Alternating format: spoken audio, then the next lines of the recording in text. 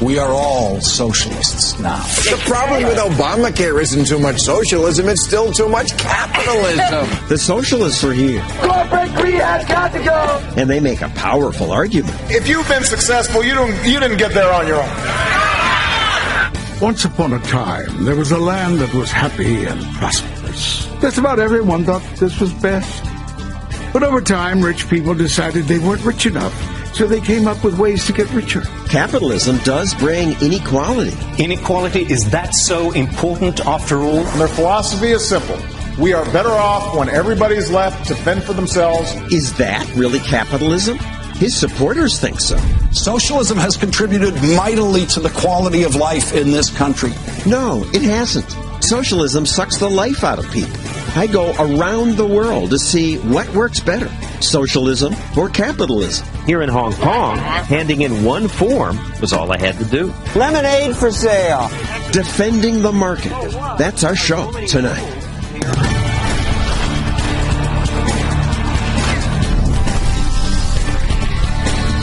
And now, John Stossel. The free market is under attack. It's always under attack, and I see why. Markets lead to big wealth disparities. Markets feed off self-interest. At first glance, they're all about rich people getting richer at the expense of the poor. President Obama gets big applause by mocking those of us who say the free market will fix all sorts of problems. The market will take care of everything, they tell us. If we just cut more regulations and cut more taxes, but here's the problem. It doesn't work. It has never worked. That applause he got is the reason politicians keep passing laws to regulate the market, try to fix it, make it more fair. Laws like Obamacare, Dodd-Frank, the $800 billion stimulus, farm bills, the minimum wage, and so on. And we need more laws, says Congressman Charlie Rangel. Congressman, more? No, John, not more. I am a firm believer in the free market and capitalism. No one's knocking that. But you do want more laws. You want a higher minimum wage. You want a draft. You propose bills. Don't say more laws as though it is a distance. We want to make certain that people are able to enjoy capitalism. What our Constitution is all about is a country of laws and not just what people want to do. So don't make law sound so negative. I'm not knocking the Constitution. That talked about limited government, a few laws, and let capitalism happen. Well, let's do that. Nobody wants too much. But the question is that too much to one person is too little for another. And that's why we have this debate, and that's why you and I are talking about it.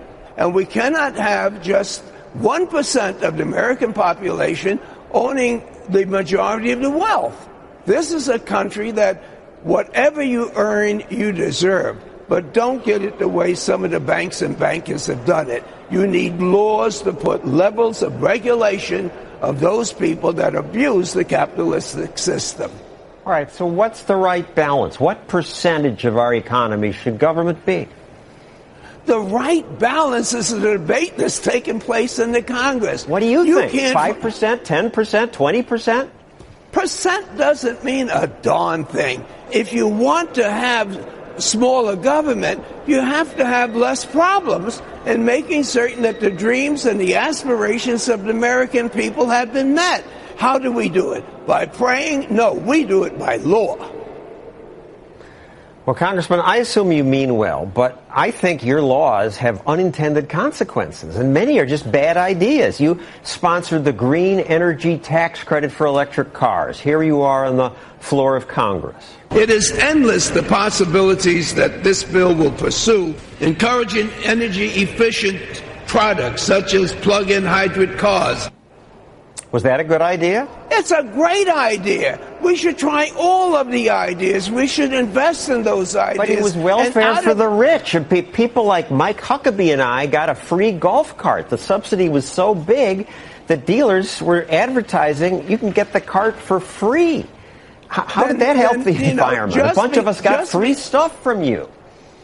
Just because a handful of individuals that have greed more than science on their mind doesn't mean that my idea is bad. This money wasn't supposed to go to people. It was supposed to go into expanding science. That's why we have these agencies in the government, that is what they do. Sure, some people are going to be ripped off, and sure, we can identify who they are. What do we do about it? We exact the law to make certain, or at least to try, to prevent this from happening. But don't allow government to think that it must be small and that is good. Being small by itself is not good, and being large because we got big problems is not bad. Long way from small government in this country. Congressman, thank you. We agree to disagree. We're not a small country, and so therefore we don't require a small government. Sadly, I fear most Americans agree with Congressman Rangel. Lots of people agree with pundits who say things like this. European socialism works. For their tax dollars, Europeans get full health care coverage, a generous pension, daycare, long paid vacations, maternity leave, free college, and public transportation that doesn't smell like pee. Yippee! His audience is convinced. Let's turn to two economists, Abby McCloskey and Victor Clark. Professor Clark, listen to him. Europeans get all this free stuff. If you're content that the way things are now, then a European socialist state is a great way to go.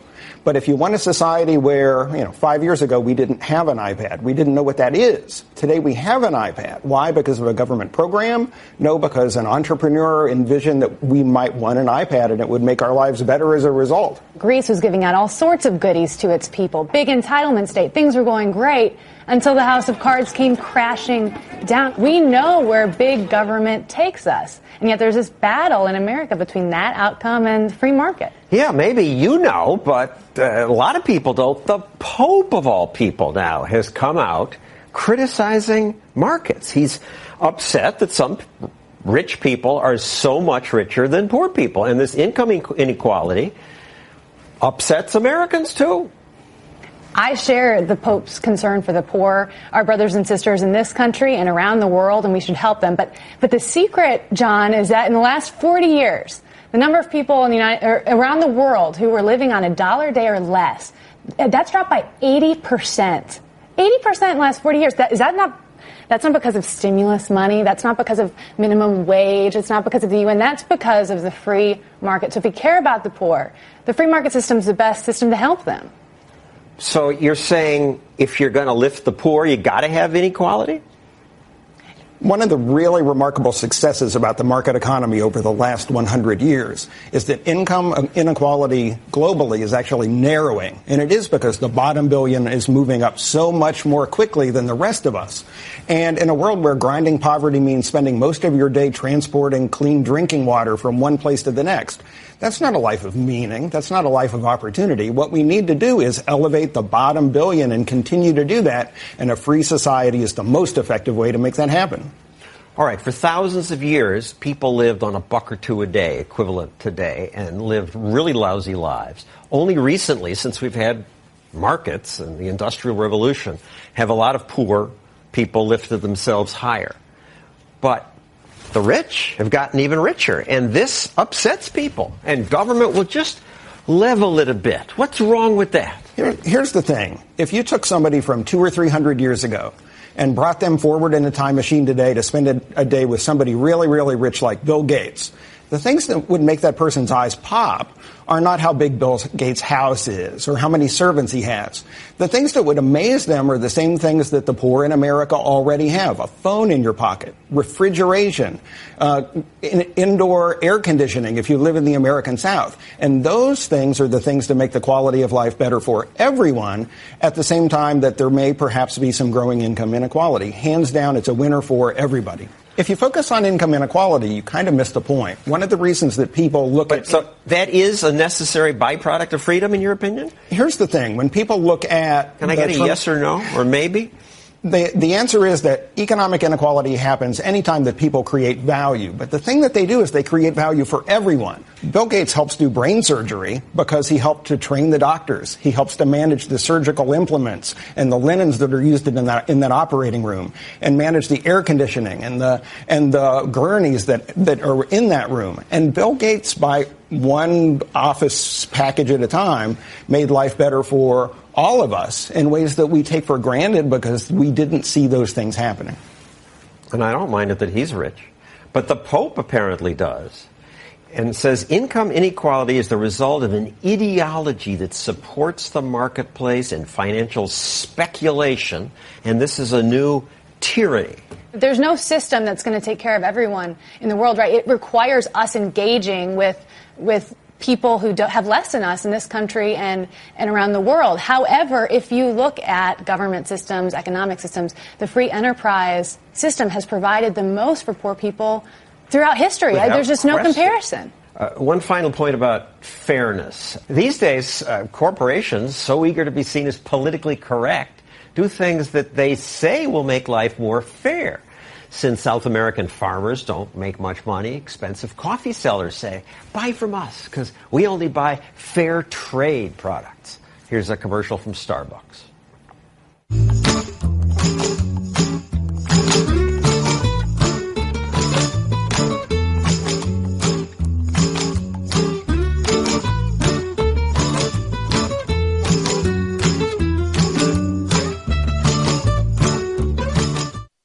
Sounds good. We're going to just buy Starbucks and they're going to pay a little more to these poor farmers. What's wrong with that? Well, what's wrong with it is that at its very worst, fair trade is a marketing scheme. And that marketing scheme is designed to prey on caring people to get them to shell out a little bit more money for coffee than they would otherwise. At the very best, fair trade coffee is a charity, but as far as charities go, it's a very inefficient form of charity because you pay a little bit extra for coffee at your coffee shop or at the grocery store, and you hope that a few pennies of that trickle all the way up the supply chain to the small coffee growers that you're eventually hoping get a little bit of that money. What's wrong with that? What's wrong with that is that the money doesn't go very far. If you want to help poor coffee growers, first of all, the United States could end its ban on sugar from outside of the United States, or it could stop subsidizing rich cotton farmers in the United States and let poor people currently growing coffee grow those crops instead and give them access to our markets. The other thing you could do is take that extra 25 cents that you're spending on a cup of coffee and give it to an NGO that you know is doing really effective work with the very people that you're trying to help in the first place. At least that way they get more of the money. Abby, I'll give you the last word. I fear we're not winning this battle because these arguments, rich capitalists, inequality, it ticks people off and they want government to step in and fix it. More Obamacare. And everything else. And Dodd-Frank. You know, here's the bottom line. Free markets is about a lot more than money or greed or rich people getting ahead. It's about what's moral, what helps the poor people the most, what gives us opportunities to earn success, succeed. That's why our founders came and created this country, for life, liberty, the pursuit of happiness, not for stimulus and cash for clunkers. We need a return to free enterprise. Thank you, Abby. And Victor, if you'd like to keep this conversation going, please go to Facebook or Twitter and use that hashtag free market to let people know what you think. Coming up, why a few places like Chile, Slovakia, Zambia, and Africa got richer, while other countries stay poor. If you have free markets, you do better. If you don't, you stay poor. Also, I go around the world seeking out free markets. Here in Hong Kong, handing in one form was all I had to do. Thank you, sir. Also coming up, the government's raisin scam.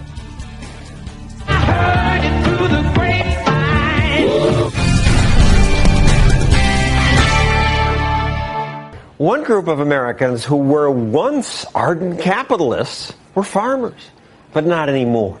American socialism has captured many of them. And why not? If you grow wheat, corn, rice, barley, government gives you stuff. Subsidies, crop insurance, price supports. It's welfare for the rich, because farmers today are richer than the average American.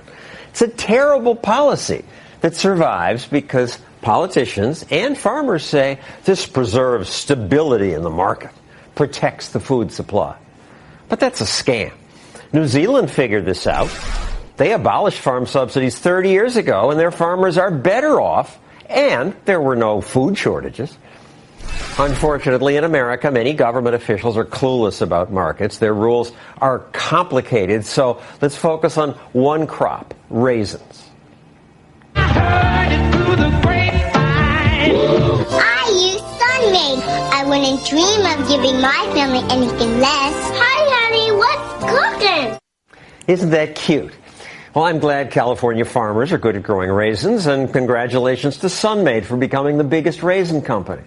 But shame on most of them for colluding with government and messing with the free market. For 60 years, bureaucrats on something called the Raisin Administrative Committee ordered raisin farmers to give the government about a third of their crop. This stash of raisins that the government holds is supposed to keep prices stable. And most farmers go along with it. But one, Marvin Horn, said no. So the government fined him $650,000. He still says no. So, Marvin, why? You work for a wage. What if the Studio Broadcasters Administration came to you and said, hey, we need 47% of your wages for our promotions? How would you feel? I'd be ticked off, but I'd figure, hell, all my competitors have to give raisins too. Things will even out. This is America, and what you produce you should be able to keep. And I believe in this particular case, they wanted to take my raisins, and I said no. So they couldn't take the raisins. So they said, well, if we can't take the raisins, we're going to give you a fine.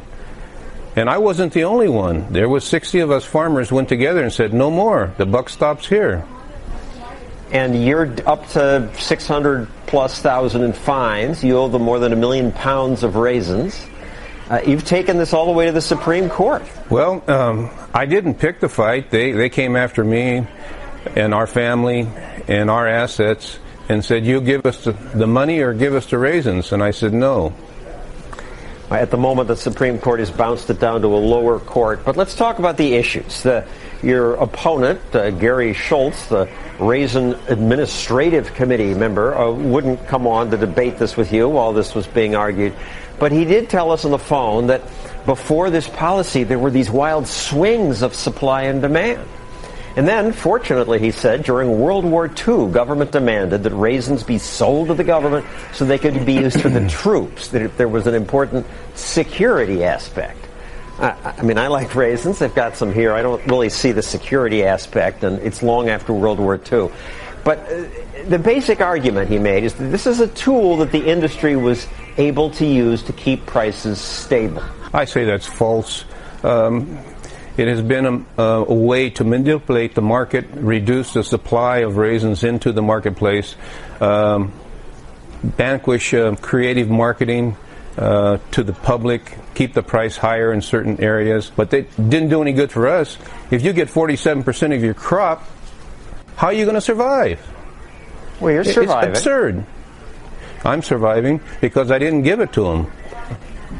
A lot of my neighbors did, and a lot of them are broke.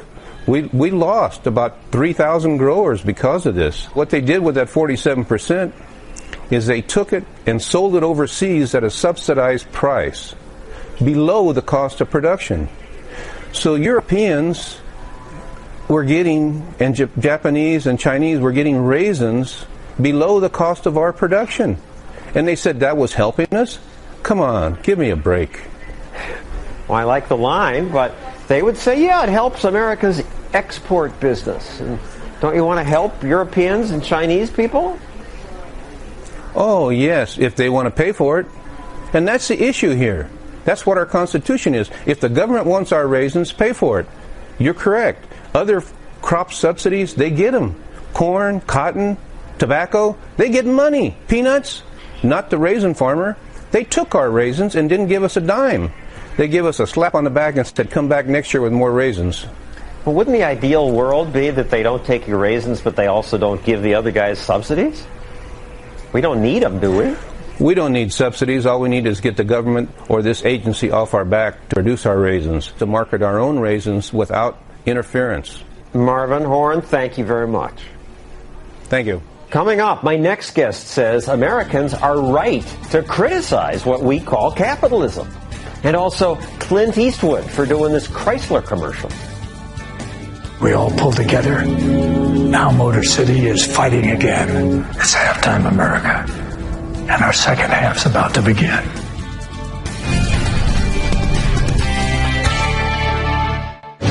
There's got to be some kind of a rebellion between the people that have nothing and the people that's got it all. We're here to get the money back for the American people. I got more bags. 10 billion probably won't fit in here. That's from Michael Moore's movie, which he called Capitalism, a Love Story. But it really is a hate story. And when Moore complains about bank bailouts and other corporate welfare, he has a point. Business and law professor Gary Chartier says there's a lot to hate about capitalism, as it's often practiced in America today. Gary, what do you mean? Well, if you go back as far as Adam Smith, you find in The Wealth of Nations that he talks repeatedly about how business people try to use political connections to get wealth at everybody else's expense. It's pretty tough to find any reference to business that's positive in The Wealth of Nations, because Smith's interested in how markets work to benefit everyone, not in how they can be manipulated by people who want political privilege. We still see that problem today. But I thought capitalism is greedy businesses competing. Well, I guess we can use words in different ways. So I'm not going to object if you want to use the word capitalism that way, but I think I also understand why other people use it in a fairly different way that emphasizes privilege. And hence you edited a book titled Markets, Not Capitalism. Yeah, it looks at the way in which politically secured privilege distorts markets, makes sure that they work for the benefit of the politically well-connected, but not necessarily anyone else. Let's talk about the auto bailouts. Now, this is being celebrated by the president. I saved Detroit. And most Americans would say, what's wrong with that? We want a strong American car manufacturing industry. Well, boy, it seems to me if the American car manufacturing industry isn't really serving American consumers and consumers around the world, then it's a profound mistake to allow the political connections of people associated with that industry to be used to persuade Congress and the president to award huge sums of our money to those folks. But I think that's unfortunately a story that happens all the time. Politically well-connected businesses make the case that somehow they're essential to everyone else's well-being, and in so doing are able to get huge sums of money that really could be better invested elsewhere. And it was pretty huge. GM got $50 billion. Chrysler got more than $10 billion. But they paid a lot of the money back. The whole process distorts incentives, and it sends the message to politically well-connected corporations repeatedly that they can screw up and count on a helping hand from the taxpayer.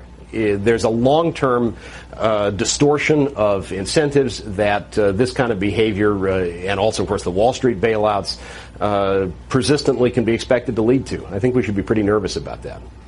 And your answer is let them go broke? Resources should go to their most highly valued use. They should be invested where people actually want to put them, where they're actually going to do the most good. How can we tell where they're going to do the most good? As a general matter, we can tell by the returns they yield. If, in fact, resources invested in the auto industry don't yield high returns, that seems pretty good evidence that the industry as it's currently working doesn't, in fact, merit that kind of investment. So if GM and Chrysler went broke, if their equipment would have been purchased by more efficient companies, we'd still get cars. That seems right to me. Well, after the bailouts, Chrysler got Clint Eastwood to narrate this commercial, which ran during halftime of a Super Bowl. Both teams are in their locker room discussing what they can do to win this game in the second half. The people of Detroit know a little something about this. They almost lost everything. But we all pulled together. Now Motor City is fighting again. We all pulled together? Who exactly is we here? Chrysler's commercial led Reason TV to produce this parody. It's halftime in America, too. People are out of work, and they're hurting. And they're wondering where all their money went. Well, $12.5 billion of it went to Chrysler in the form of a bailout. And yet Americans support that. Yeah, we have a history, it seems to me, of using the rhetoric of public benefit to reallocate resources to the politically well-connected. When you're politically well-connected, you can get the public to pay the bill. Well, thank you, Gary. I'll try to pick up on your language from now on. Free markets are free markets. Capitalism can be government, politically managed, not as good. Coming up, lessons about capitalism from an 11-year-old. If people want to work, let them work.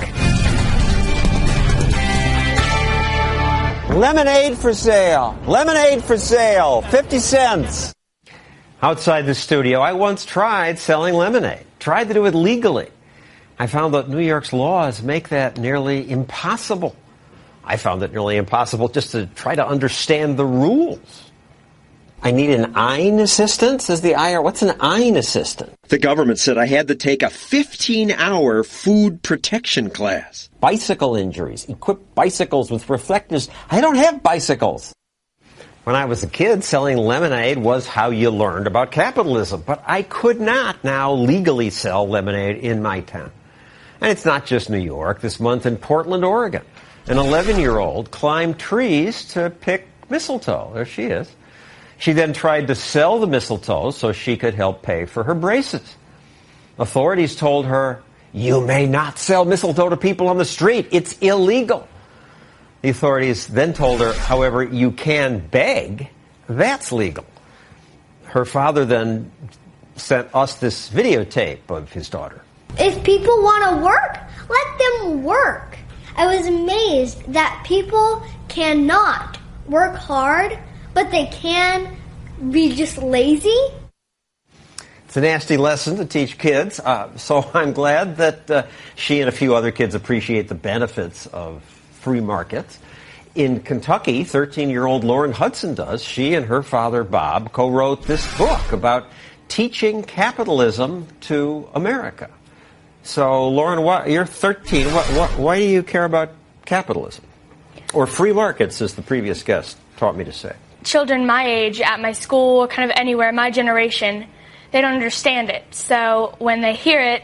People my age don't understand. I don't think really anybody understands it completely unless they kind of read about it or hear about it from somebody. So what do you understand? What's good about it? I get that it's kind of crucial to our society for our charity and our jobs and the taxes for the government. It's just really important.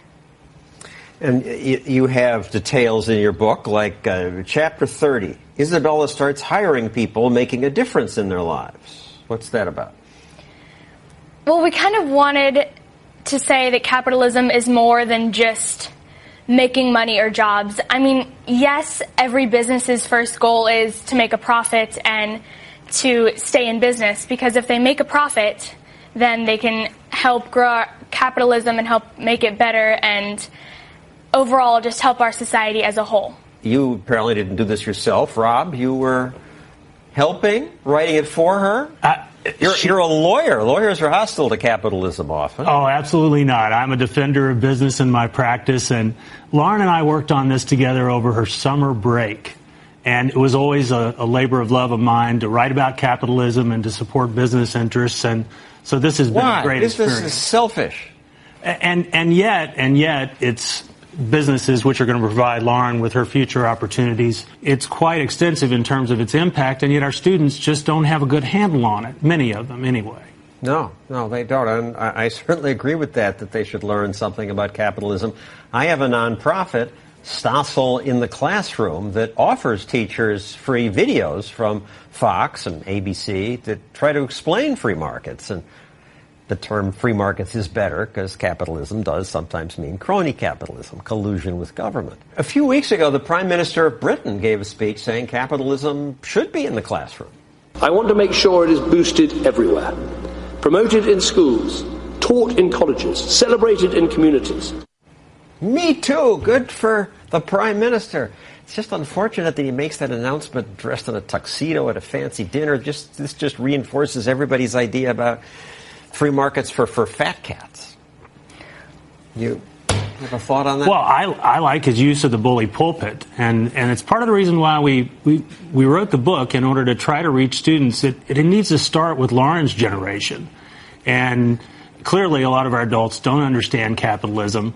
And if we can reach these students, there is hope for capitalism. But, Lauren, you don't learn this in school.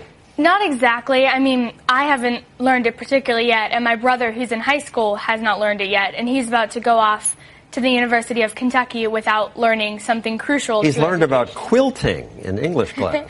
Yes, he's told me a lot about that. And I think that students should learn about it. I mean, our education's been great, and I have loved learning about all the stuff we learned about. And all my language arts teachers taught me writing skills, which overall helped me write this book and help me make a difference in what I hope is going to be the future generation of capitalism. Well, I hope you make a difference. Thank you, Lauren. Rob, coming up, why are some countries so rich while most, sadly, are poor?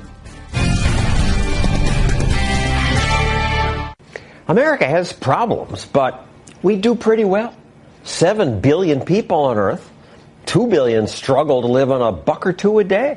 Fewer than 1 billion have anywhere near our level of wealth and comfort. So why did we do so well when most of the world didn't? Well, Johan Norberg knows the answer. He studies economies around the world for the Cato Institute. What's the answer? The secret is to allow experiments, to allow millions of people to try out in their own lives, to find out new businesses, new innovations, new technologies. So in other words, it's about economic freedom, giving people a chance to get ahead. And you just returned from a trip around the world where you made a documentary featuring pockets of success that you found, and this will run on PBS stations. But let's play part of what you say about Chile. Chile is a stunning example of what can happen when a country embraces economic freedom. In 1975, Chile was next to last among all the countries ranked by the Fraser Report. Today, it is among the world's top 10 economically free countries. This happened because the Chilean dictator hired a group of young economists from the University of Chicago, students influenced by Milton Friedman.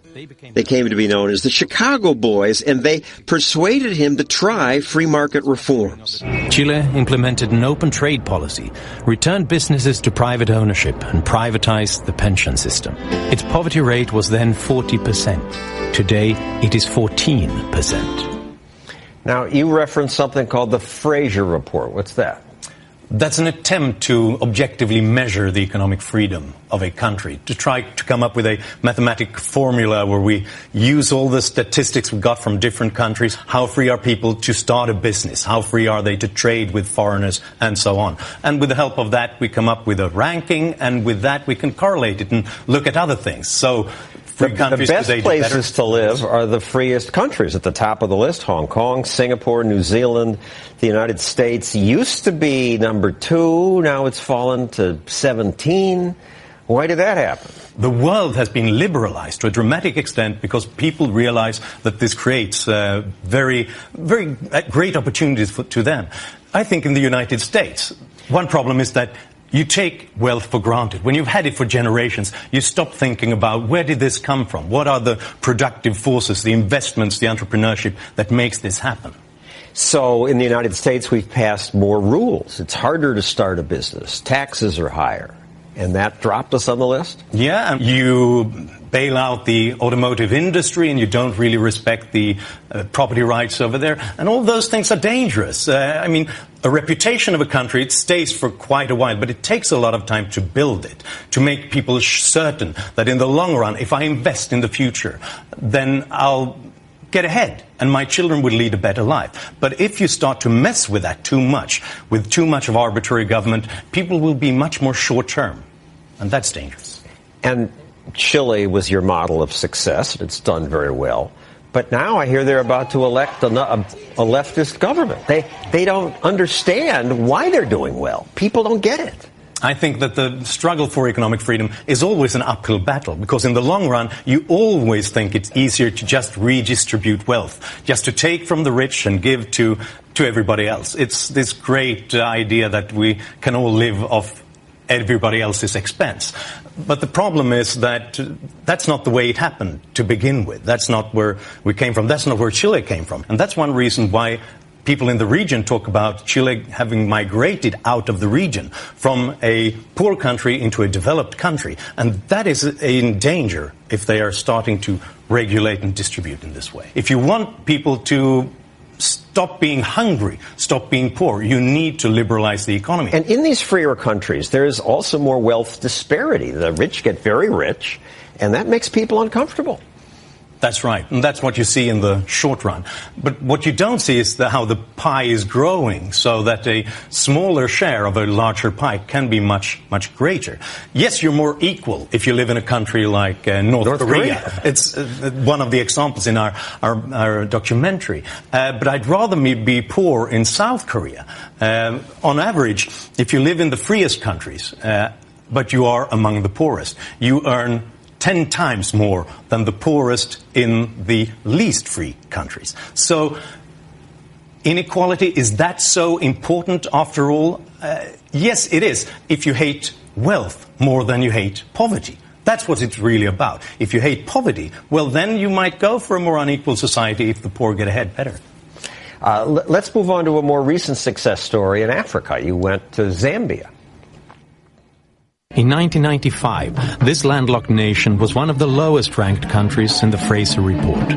But today, Zambia is one of the most economically free nations in Africa. In just 15 years, this impoverished African nation has increased its economic freedom to a level comparable to Poland and France, opening doors for people like Sylvia Banda. Sylvia's first official business was to open a small, one-room restaurant. From this modest one-room beginning, Sylvia Banda expanded her business to include extensive catering, a school for restaurant service workers, and the processing and nationwide distribution of Zambian foods. So good for her, but are people doing well in Zambia? It's Africa. No, they're not. They're not doing well, but they're taking their first steps. And that's an incredibly important step, because people used to say that Africa was the hopeless continent, and they came up with all sorts of explanations. It could be history, it could be culture, and so on. But what we see is that when some African countries begin to liberalize and give people the chance to start businesses, to trade, you know what? They begin to make progress as well. What we need is the creativity, hard work of people. Thank you. Johan, coming up. Economic freedom means allowing people to try something new, as he said, like a new business. Prosperous countries make that easy, so which countries are those? I try to open businesses in Delaware, New York, India, and Hong Kong. I'll tell you what happened next. Lemonade for sale. Lemonade for sale. 50 cents. I tried to do that legally, but gave up. The regulations are endless. It would have taken me at least 2 months to wade through them, pass the food safety test, get the approved fire extinguisher, and so on. Fortunately, it's a little easier in Delaware. I'm told it's a wonderful book. I was able to get permits to open a Stossel store in Wilmington. You want to buy a Fox t-shirt? Not right now. Delaware and Nevada are the states in America that make this easiest. But easiest doesn't mean easy. I had to register with the Delaware Secretary of State and Division of Corporations. Get a federal employee identification number. Buy commercial liability insurance. Register with the Delaware State Department of Finance. But in Delaware, this can be done in just a few days. And it was good I had done it legally. This Wilmington cop came over to make sure I had my vending permit.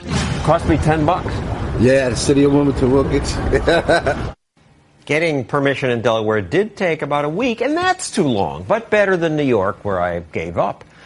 By contrast, in Hong Kong, I could start a business in 1 day. Here in Hong Kong, handing in one form was all I had to do. Thank you, sir. The next day, I was in an indoor shopping center, running my own business, Stossel Enterprises. It was a stupid business.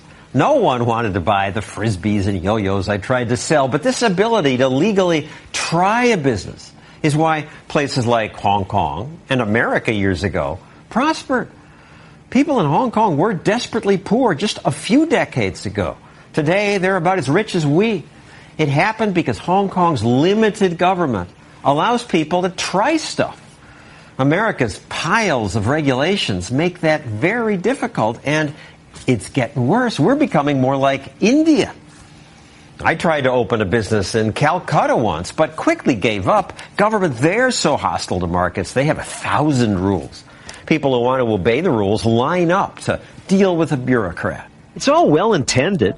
Rules to make sure the food's clean, that the building's safe. But the result is that so many good ideas die as forms bundled and stacked on shelves, already cluttered with bundles from other people who are waiting. That's why India stays poor. India's beginning to figure that out. But sadly, in America, we keep passing more rules. Maybe someday American politicians, too, will figure out it's not more rules that make life better for people. It's free markets that allow people the freedom to experiment, to try things, and that lets people prosper. Even the poor, because the rising tide of prosperity lifts all boats. That's our show. See you next week.